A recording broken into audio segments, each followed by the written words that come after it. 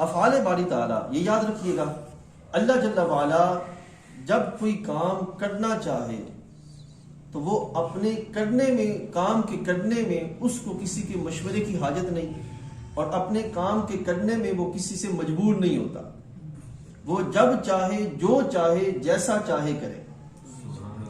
یہ ہمارا عقیدہ ہے، وہ جب چاہے جو چاہے جیسا چاہے کرے، کسی کو اس پہ قابو نہیں، اور نہ کوئی اس کے ارادے سے اسے باز رکھنے والا ہے. یہ ہمارا عقیدہ ہے، نہ کوئی اس کے ارادے سے اس کو باز رکھنے والا، اس کو نہ اونگ آئے نہ نیند آئے. لا تأخذہ سنۃ ولا نوم، اس کو نہ اونگ آئے نہ نیند آئے، تمام جہاں کا نگاہ رکھنے والا. لا تدرکہ الابصار وہو یدرک الابصار، کہ تم اس کو نہیں دیکھ سکتے لیکن وہ تمہیں اپنی آنکھوں میں، اپنی نگاہ میں رکھے ہوئے. ٹھیک ہے نا جی. تو تمام جہاں کا نگاہ رکھنے والا، نہ تھکے نہ اکتائے، نہ تھکے نہ اکتائے. ہمارے رب کی یہ شان نہیں کہ تھک جائے، یہ شان نہیں کہ اکتا جائے. تمام عالم کا، جہانوں کا پالنے والا، ماں باپ سے زیادہ مہربان اور حلم والا، ماں باپ سے زیادہ مہربان حلم والا، اسی کی رحمت ٹوٹے ہوئے دلوں کا سہارا ہے. یہ ہمارا عقیدہ ہے، اسی کی رحمت ٹوٹے ہوئے دلوں کا سہارا ہے. اسی کے لیے بڑائی اور عظمت ہے، اسی کے لیے بڑائی اور عظمت ہے. ماؤں کے پیٹ میں جیسی چاہے صورت بنانے والا، والذی یصورکم فی الارحام کیف یشاء، ماؤں کے پیٹ میں جیسی چاہے صورت بنانے والا، گناہوں کو بخشنے والا، توبہ قبول کرنے والا، قہر اور غضب فرمانے والا. یہ اللہ کی شان ہے، قہر والا ہے اور غضب والا ہے. اس کی پکڑ نہایت سخت ہے، جس سے بے اس کے چھڑائے کوئی چھوٹ نہیں سکتا. جس کو پکڑ لے اس کو، اس سے کوئی چھڑا نہیں سکتا. ٹھیک ہے. وہ چاہے تو چھوٹی چیز کو وسیع کر دے، وسیع کو سمیٹ کے چھوٹی کر دے. جس کو چاہے بلند کر دے، جس کو چاہے پست کر دے. ذلیل کو عزت دے اور عزت والے کو ذلیل کر دے. اللہم مالک الملک تؤتی الملک من تشاء وتنزع الملک ممن تشاء وتعز من تشاء وتذل من تشاء بیدک الخیر. ٹھیک ہے. جس کو چاہے راہ راست پہ لائے، جس کو چاہے سیدھی راہ سے الگ کر دے. اب اللہ تعالیٰ کی ایک صفت ہے، وہ مضل ہے، مضل، وہ ضال ہے. ٹھیک ہے. اب ضال کا مطلب یہ ہے یعنی کہ گمراہ کرنے والا، سیدھی راہ سے ہٹانے والا. اب اس کا یہ مطلب نہیں کہ اللہ تعالیٰ کسی پہ گمراہی مسلط کر دیتا ہے، یہ ہے کہ بطور سزا اس پر گمراہی مسلط کر دی جاتی ہے. بطور سزا کہ جب کوئی بندہ بار بار ہدایت کی راہ سے ہٹتا ہے اور اپنے لیے سرکشی، بغاوت کو پکڑتا ہے، تو نتیجہ کیا نکلتا ہے کہ پھر آہستہ آہستہ اس میں سے خیر کو نکال کر بطور سزا اس پر گمراہی مسلط کر دی جاتی ہے. یہ ہے جسے چاہے اپنا نزدیک بنا لے اور جسے چاہے مردود کر دے، جسے جو چاہے دے اور جس سے جو چاہے دے. یہ ہمارا عقیدہ ہے، جس کو جو چاہے دے اور جس سے جو چاہے لے. وہ جو کچھ کرتا ہے یا کرے گا عدل و انصاف ہے اور ظلم سے پاک ہے. ان اللہ لا یرید ظلما للعالمین، اللہ تعالیٰ کا جہاں والوں پہ ظلم کرنے پر کوئی ارادہ نہیں فرماتا. ان اللہ لا یرید ظلما للعالمین، نہایت بلند و بالا، سب کا احاطہ کیے ہوئے، اس کا کوئی احاطہ نہیں کر سکتا. لا یحیطون بشیء من علمہ الا بما شاء، نفع و ضرر اسی کے ہاتھ میں ہے. اب یہ ہمارا عقیدہ ہے، نفع و ضرر کا مالک وہ ہے. نفع و ضرر کا مالک کون ہے؟ یہ جو درمیان میں انشاءاللہ ہم آگے چل کے اس کو بیان کریں گے کہ اولیاء اور انبیاء، یہ مس کنسپشن ہو گئی ہماری سوسائٹی کے اندر، اور غلط سمجھ بیٹھے لوگ ہمارے عقیدے کے لحاظ سے، اور بگاڑ آ گیا. ہمارا یہ عقیدہ ہے کہ نفع بھی اسی کے ہاتھ میں ہے، ضرر بھی اسی کے ہاتھ میں ہے. جس کو وہ چاہے گا نفع ہوگا، جس کو وہ چاہے گا نقصان ہوگا. سمجھا گیا؟ اچھا، یہاں پہ پھر آگے چل کے یہ بات آئے گی اور آپ نے اپنے ذہن میں رکھنا ہے، مظلوم کی فریاد کو پہنچتا ہے اور ظالم سے بدلہ لیتا ہے.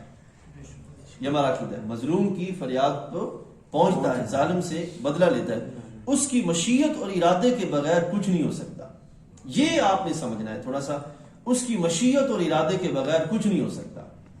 اب یہاں پر کورونا جو درمیان میں ہمارے ہے اس وقت, ایک سائنسی اعتبار سے انہوں نے شوشہ چھوڑا ہوا کہ ہے, ٹھیک ہے, یہ یاد رکھیے گا, ہمارا یہ یقین ہونا چاہیے کہ یہ کسی کو نقصان تب پہنچائے گا جب رب کا ارادہ ہوگا, رب کی مشیت ہوگی. اپنی ذات میں یہ کچھ نقصان نہیں رکھے. اللہ تعالیٰ کی طرف سے بندے کے لیے مشیت ہوگی تو نقصان ہوگا, وگرنہ نہیں ہوگا. کیونکہ حضرت عبداللہ بن عباس حضور کے صحابی ہیں رضی اللہ تعالیٰ عنہ, آپ نے ایک دفعہ فرمایا کہ میرے بیٹے, میں آپ کو ایک ایسی چیز نہ سکھاؤں کہ جس سے آپ کو فائدہ ہو. سرکار کو عرض کرتے ہیں حضرت عبداللہ بن عباس, یا رسول اللہ کیوں نہیں. سرکار نے فرمایا کہ اے عبداللہ بن عباس, اگر سارا جہاں مل کر تمہیں نقصان پہنچانا چاہے اور تمہارے رب کے ہاں تمہارے لیے وہ نقصان نہ لکھا ہو تو نقصان نہیں پہنچا سکتا. اور اگر سارا جہاں مل کر تمہیں نفع پہنچانا چاہے اور تمہارے رب کے ہاں وہ نفع نہ لکھا ہو تو وہ نفع نہیں دے سکتا. یہ ہے ہمارا ایمان, ٹھیک ہے. کورونا سے نہیں ڈرنا, اصلاً کس سے ڈرنا ہے؟ اللہ جل وعلا. کیونکہ اصلاً اس کی طرف سے اگر کچھ ہوا تو اس کی طرف سے ہوگا, اور اگر نہیں ہوا تو سارا جہاں مل جائے تو کچھ ہے نہیں ہو سکتا. یہ ہمارا عقیدہ ہونا چاہیے, ٹھیک. اچھا, اس کی مشیت اور ارادے کے بغیر کچھ نہیں ہو سکتا, مگر اس نے اپنے لطف سے, اپنی مہربانی سے اچھے پر خوش ہوتا ہے اور برے سے ناراض ہوتا ہے. یعنی کہ کوئی اچھا کام کرے نا, اس پر اللہ تعالیٰ خوش ہوتا ہے, اور برا کام کرنے والے پر اللہ تعالیٰ ناراض ہوتا ہے, ٹھیک ہے. اس کی رحمت ہے کہ ایسے کام کا حکم نہیں فرماتا جو طاقت سے باہر ہو. ہمیں دین دیا آسان, رستہ عطا کیا تو آسان, دین میں احکام جاری کیے تو آسان, سخت جاری نہیں کیے. اور پھر اگر نبی علیہ السلام کے لحاظ سے دیکھیں تو سرکار نے ارشاد فرمایا, اگر میری امت پر مشقت والا معاملہ نہ ہوتا تو میں عشاء کی نماز کو پہلے وقت سے اٹھا کر آخری وقت میں لے جاتا. عشاء کی نماز کو, یعنی کہ ابھی ہم نماز پڑھی 7 بجے پڑھی ہے, اب یہ آخری پچھلا وقت کون سا ہے؟ 11 بجے 12 بجے. سرکار فرمایا میں وہاں پہ لے جاتا, لیکن امت پر مشقت والے معاملے کو اٹھا لیا گیا, ٹھیک ہے. اسی طرح سرکار نے فرمایا کہ اگر میں امت پر مشقت والا معاملہ نہ ہوتا تو ہر نماز کے ساتھ مسواک کرنا لازم کر دیتا, لیکن مشقت والے معاملے کو اٹھا لیا گیا, ٹھیک ہے. اسی طریقے سے ہمارے ہاں اور بہت سے معاملات ہیں کہ کہیں دور مقام پر ہمارے پاس پانی نہ ہو تو ہمارے لیے آسان پہلو کیا رکھا کہ زمین موجود ہے, تم اس سے تیمم کر کے نماز پڑھ لو, اور اگر غسل کے پہلو آ جائے تب بھی تیمم کر کے نماز پڑھ لو, تمہاری نماز ہو جائے گی. تو یہ کیا کہ امت پہ آسان کر دیا, آسان معاملہ کہ وہ چیز جو بندے کی طاقت میں نہیں ہے. اب روزہ ہے, ہمارے لیے 24 گھنٹے کا روزہ نہیں رکھا, ہمارے لیے 8, 10 یا 12 گھنٹے کا روزہ رکھا جو انسانی طاقت میں ہے. تو یہ ہے کہ ایسے کام کا حکم نہیں فرماتا جو طاقت سے باہر ہو. اسلام کا کوئی بھی عمل ایسا نہیں ہے جو طاقت سے باہر ہو. یوں ہی لوگوں نے جو بنا دیا کہ اسلام کے اعمال جو وہ طاقت سے باہر ہے, ایسا نہیں. اللہ تعالیٰ جل وعلا پر, اب یہ عقیدہ بھی بڑا سمجھنے والا ہے, اللہ تعالیٰ پر ثواب یا عذاب یا بندے کے ساتھ مہربانی یا اس کے ساتھ وہ کرنا جو اس کے حق میں بہتر ہو, اس پہ کچھ واجب نہیں. اب مطلب مثال کے طور پر کوئی بندہ اچھا کام کرے تو یہ اللہ پر واجب نہیں ہے کہ اللہ مجبور ہے کہ چونکہ اس نے اچھا کام کیا تو اس کو دیکھیے ثواب ہی ملنا ہے, نہیں, یہ نہیں, ٹھیک ہے نا. اسی طرح کوئی بندہ برا کام کرے تو اب اللہ تعالیٰ مجبور ہے کہ اس کو جو وہ سزا ہی دینی ہے, نہیں, ایسا معاملہ نہیں. اللہ تعالیٰ کو کوئی مجبور نہیں کر سکتا, ٹھیک ہے. یہ ہندوؤں کا عقیدہ ہے, آل اسلام کا عقیدہ نہیں. ہندوؤں کا عقیدہ یہ ہے کہ اللہ تعالیٰ مجبور ہے کہ اس نے یہی کرنا, اور ان کے ہاں جو اوتار ہے وہ مجبور ہے کہ انہوں نے یہی کرنا ہے. نہیں, ہمارا یہ عقیدہ نہیں کہ بھئی اللہ تعالیٰ ثواب یا عذاب یا مہربانی یا بندے کے لیے وہ کرنا جو اس کے حق میں بہتر ہے یہ کرے. اللہ تعالیٰ پہ کچھ واجب نہیں ہے, وہ جو چاہے سو کرے. یہ ہمارا عقیدہ ہے, وہ جو چاہے یہ ہمارا عقیدہ ہے, وہ جو چاہے سو کرے. ہاں, اس نے اپنے کرم سے ایک کام کیا ہے, محض اپنے فضل سے ایک کام کیا ہے, اور وہ کیا ہے؟ اس نے اپنے کرم سے وعدہ فرمایا کہ مسلمانوں کو جنت عطا فرمائے. سبحان اللہ. یہ کس لحاظ سے؟ محض اپنے کرم سے. اس کو کوئی مجبور نہیں کر سکتا. یہ نہیں کہ ہمارے سجدے اللہ کو مجبور کر رہے ہیں کہ ہمیں جنتی عطا کرے, ایسا نہیں. ٹھیک ہے نا, یا ہم جو ہے وہ گناہوں سے رکے ہوئے تو اللہ تعالیٰ ہمیں جنتی عطا فرمائے, ایسا نہیں. یہ محض اس کا فضل ہے, یہ محض اس کی مہربانی ہے کہ وہ ہمیں اپنے کرم سے جو ہے وہ جنت عطا فرمائے گا, اور بتقاضائے عدل کفار کو جہنم میں پھینکے گا, عدل کرے گا کہ ان کو جو ہے وہ جہنم میں پھینکے گا, اس کے وعدے کو کوئی بدلنے والا نہیں. ٹھیک ہے, بات کو اور مختصر کرتے ہیں. ایک تو ہم نے یہ سمجھا کہ اللہ تعالیٰ کی یہ کام ہے, اور ان کاموں میں نہ اللہ تعالیٰ پر ہماری طرف سے کچھ واجب ہے, نہ اللہ تعالیٰ کو ہم مجبور کر سکتے ہیں. وہ مالک علی الاطلاق ہے, وہ اس طرح کی کیفیت میں نہیں ہے کہ بندوں کے لحاظ سے مجبور ہو جائے. ایک تو یہ ہو گیا افعال کے لحاظ سے. دوسرا اب یہ ہے کہ اس کے جو فعل ہیں, ہر فعل میں کثیر حکمتیں ہیں. ایک کام اس میں بہت ساری حکمتیں پائی جاتی ہیں. ہو سکتا ہے کہ کبھی وہ ہمیں حکمت سمجھ آئے, کبھی نہ آئے. ٹھیک ہے نا, ہر حکمت کا سمجھ آنا یہ بھی ضروری نہیں ہے. ٹھیک ہے, لیکن اس میں حکمت جو ہے وہ ضرور پائی جائے گی. اللہ تعالیٰ جل وعلا کے کام میں حکمت ضرور پائی جائے گی. اچھا, اور ساتھ ہی یہ اس نے اللہ جل وعلا جو ہے نا اپنے افعال کے لحاظ سے یہ جو زمانے میں اسباب ہیں ان کا محتاج نہیں. مثال کے طور پر آپ سمجھیں گے کیسے, بارش, یہ پانی کا آنا, اللہ تعالیٰ اس بات کا محتاج نہیں ہے کہ بادل ہوں گے تو پانی برسے گا, اس بات کا محتاج نہیں. ٹھیک ہے, یہ اسباب, یہ ساری چیزیں اللہ اس کا محتاج ہے نہیں. ہاں, اس نے اپنی حکمت سے یہ جو سارا سسٹم چل رہا ہے نا, یہ اس کی حکمت ہے. ٹھیک ہے, آپ سوچیں ایک لمحے کے لیے, اللہ جل وعلا اس بات پہ قادر ہے کہ بغیر ماں باپ کے فرد پیدا کر دے, تخلیق کر دے.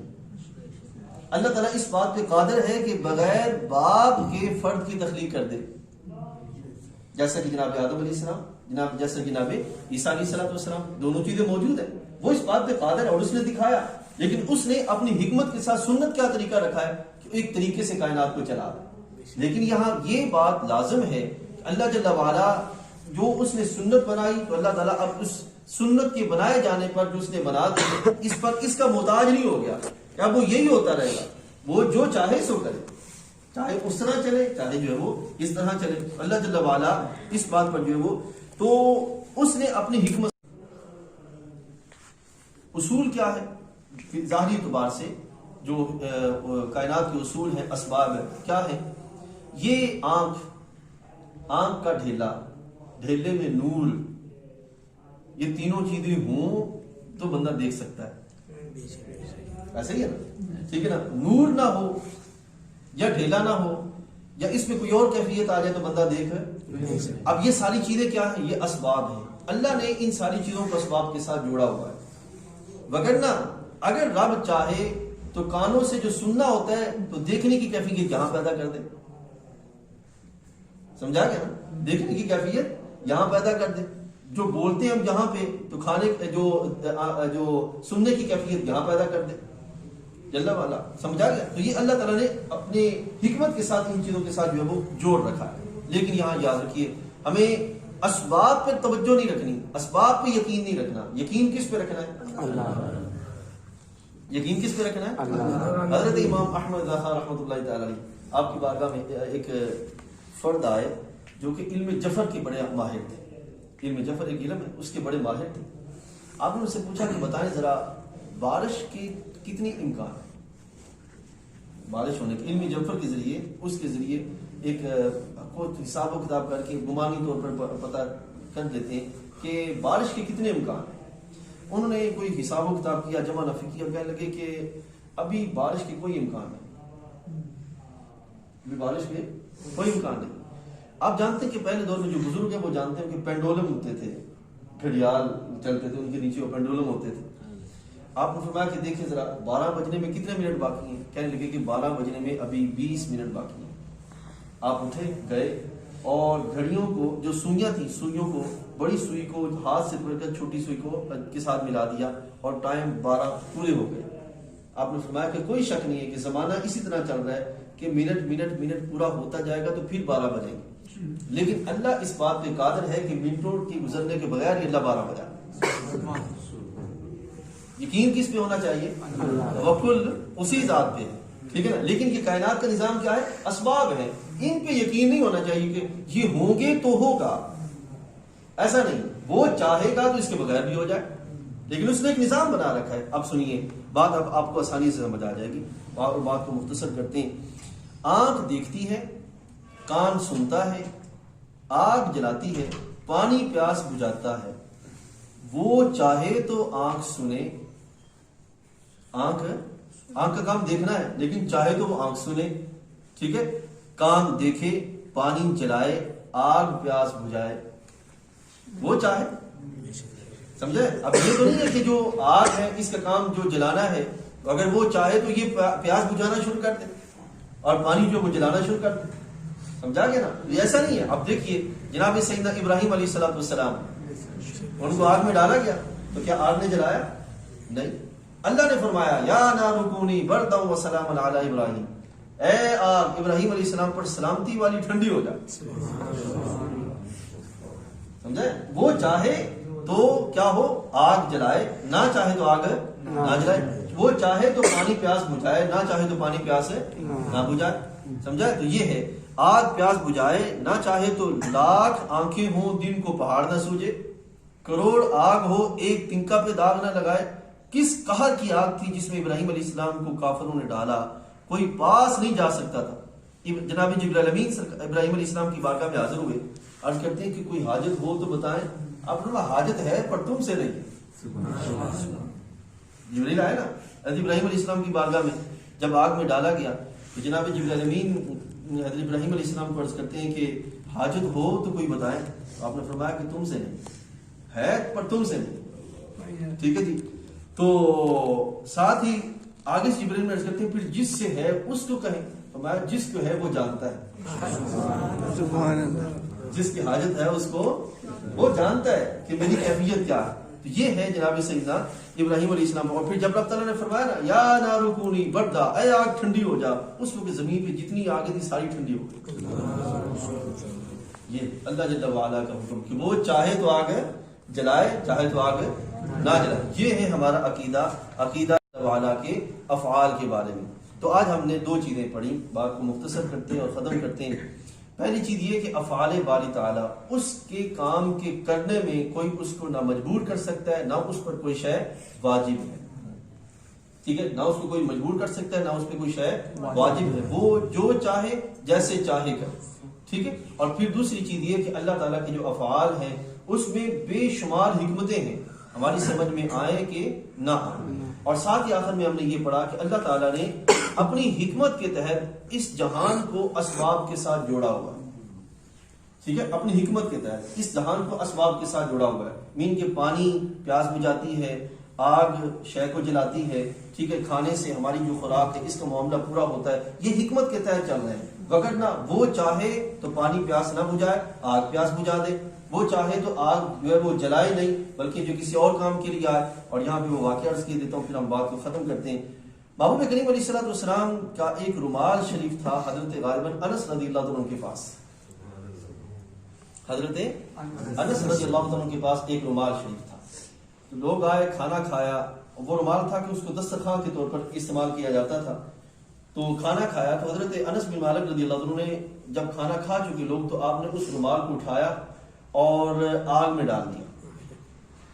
تھوڑی دیر کے بعد نکالا تو ایسے صاف تھا جیسے پانی سے دھویا جاتا. جیسے پانی سے دھویا جا چکا ہو. تو پوچھا کہ آگ کا کام ہے جلانا، لیکن یہ کپڑا ہے اس کو آگ نے جلایا نہیں. کہنے کہ اس کے نہ جلانے کی وجہ یہ ہے کہ ایک دفعہ سرکار دو عالم صلی اللہ علیہ وسلم نے کھانا کھانے کے بعد اس سے اپنے مبارک دست صاف کیے پوچھے تھے. ٹھیک ہے نا. اس دن کے بعد یہ جب بھی اس پر جو ہے وہ کوئی ظاہری طور پر کوئی میل کا سلسلہ ہوتا ہے تو میں اس کو آگ میں ڈالتا ہوں اور آگ اس کو بجائے جلانے کے دھو کے مجھے واپس کر دیتا ہوں. ٹھیک ہے نا. اب یہاں بھی یاد رکھیے کہ یہ اللہ تعالیٰ نے اپنے نبی علیہ السلام کی عزت کو باقی رکھتے ہوئے یہ نہیں کہ اللہ تعالیٰ مجبور ہو گیا، نہیں، اپنے محبوب علیہ السلام کی عزت کو باقی رکھتے ہوئے رومال کو بھی یہ شرف عطا فرمایا کہ اب آگ اسے جلا نہیں سکتی. سمجھا؟ یہ تھا ہمارا عقیدہ اہل سنت و جماعت. اس واسطے میرے بھائیوں کبھی بھی گھبرانے کی، کبھی بھی پریشان ہونے کی اور اس طرح کی کیفیت میں جانے کی یا احساس کمتری کی طرف جانے کی ہمیں کوئی ضرورت نہیں ہے. ہمارا عقیدہ واضح ہے، اتنا واضح جیسے شبنم پاکیزہ ہوتی ہے، اتنا واضح ہے. اور اس لحاظ سے الحمدللہ جل وعلا ہم جس عقیدے پہ ہیں اسی عقیدے پر ہمارے سارے اسلاف تھے. حضرت صدیق اکبر سے لے کر آخری ہمارے اللہ کے مبارک بندے تک سارے کے سارے اسی پر تھے، اور حضرت امام مہدی بھی اسی پر ہوں گے اور اسی میں بقا ہے. یہی عقیدہ اعتدال والا عقیدہ ہے، یہی عقیدہ درست عقیدہ ہے، اور اسی میں رب ذوالجلال جل وعلا کے نبی علیہ السلام کی رضا بھی شامل ہے. خالق کائنات جل وعلا ہماری یہ مجلس اپنی بارگاہ میں قبول فرمائے.